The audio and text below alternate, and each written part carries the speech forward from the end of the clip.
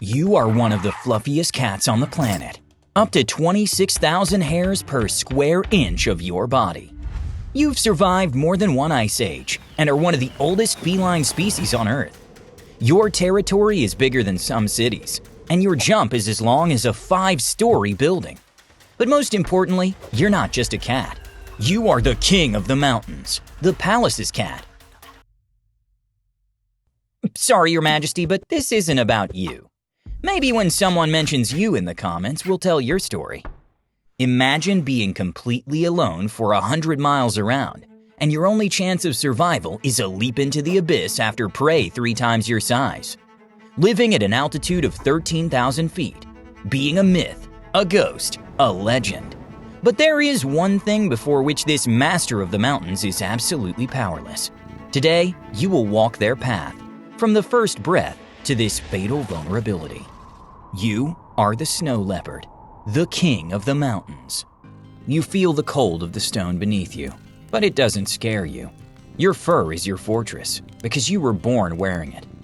Right next to you, something warm and fuzzy is squirming. Your brother. And even though somewhere far away you have a sister, the tiger, you have different personalities but share a common origin, forming a sister group. But right now, your world is limited to your brother's body heat and your mom's tail wrapping around you, shielding you from the entire outside world. For the first few days, your world is confined to a cave and the fact that you are completely blind. Only after a week will you notice that you're high up in the cliffs, in a cave, or rather a crevice. No predator will ever find you here. You drink your mother's thick, rich milk. You grow fast and start to see that the world around you is gray, white, and blue. Rocks, snow, sky. In these landscapes, you are considered the mythical lords of the mountains. They say your spots are constellations, and you yourselves are messengers of spirits and gods. They say you bring a blessing to anyone who lays eyes on you. For now, all these stories from your mom, if you could hear them, would seem to you just as much of a legend as the songs and fairy tales about you in the Himalayas. But the mountains have already recognized their master in you. Right now, though, your only kingdom is your mom's warm belly. You start to notice that mom's fairy tales have pauses. These are the moments she leaves you, turning into that very ghost she was just purring about. Before leaving, she always feeds you until you're stuffed, so that feeling full replaces her presence. While she hunts, you have to stay dead silent, so no other predator hears you. She hunts accurately and fast, never leaving you alone with the cold for too long. Her goal isn't just prey, but your survival and comfort amidst the eternal snows. Pushing through the exhaustion of hunger and treacherous trails, Mother returns home to feed you and chase away the freezing cold with her warmth.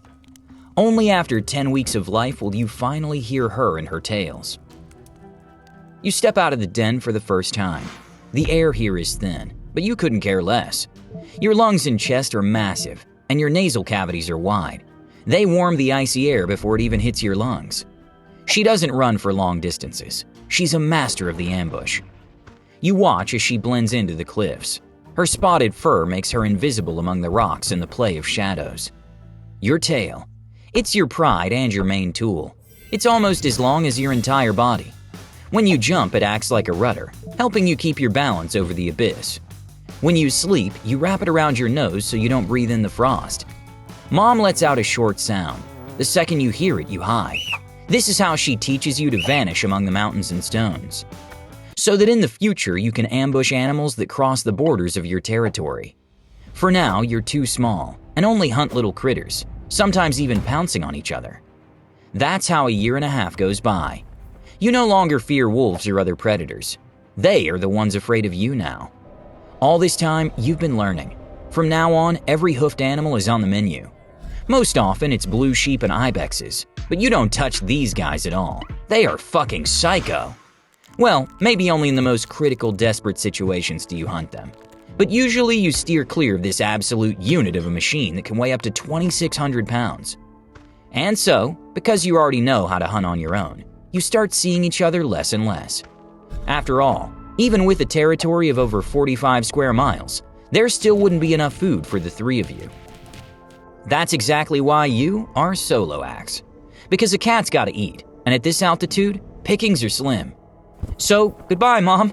Everything was so wonderful with you." Actually, she left a few days ago. And honestly, so did your brother. Yeah. Oh, just think about this. Octopuses have 3 hearts and blue blood. Koala fingerprints are almost indistinguishable from humans. Bees can recognize faces. Jellyfish have no brain or heart. And wombats are the only creatures in the world that poop in cubes. The things you think about when you're just sitting in the shadows for the 8th hour straight, waiting for this specific sheep to turn its back to you.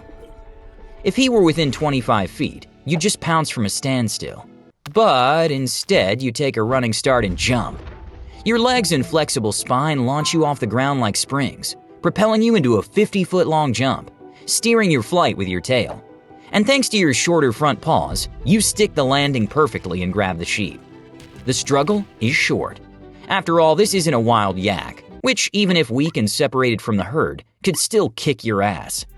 But today isn't about them. You eat, staying near the kill for a few days, defending it from scavenging birds. This is your fuel. You'll keep doing this, wandering for dozens of miles through the mountains in search of new prey. Your territory isn't just big. No, it's absolutely massive. February arrives. You feel a strange restlessness. So you start leaving signs. You scrape the ground with your hind legs, leave deep claw marks on trees in the valleys, and rub your cheeks against overhanging rocks. You mark your territory with a spray of fluid, mixing it with the scent of the earth. These are business cards, left on the rocks for generations. It's a sort of social network for snow leopards, where they find out who the top dog is around here, who passed by, and exactly when it happened. Sometimes after scrolling through this social network, you start howling from the peaks. A male. You did this so he would find you. He is strong. His paws are wide and fluffy, like snowshoes. He glides over the snow in places where other predators would get bogged down. You meet. You walk in circles, heads lowered, making soft chuff-chuff sounds, a sign of peace. You spend just a few days together. You hunt side by side, way more effectively than when you're alone.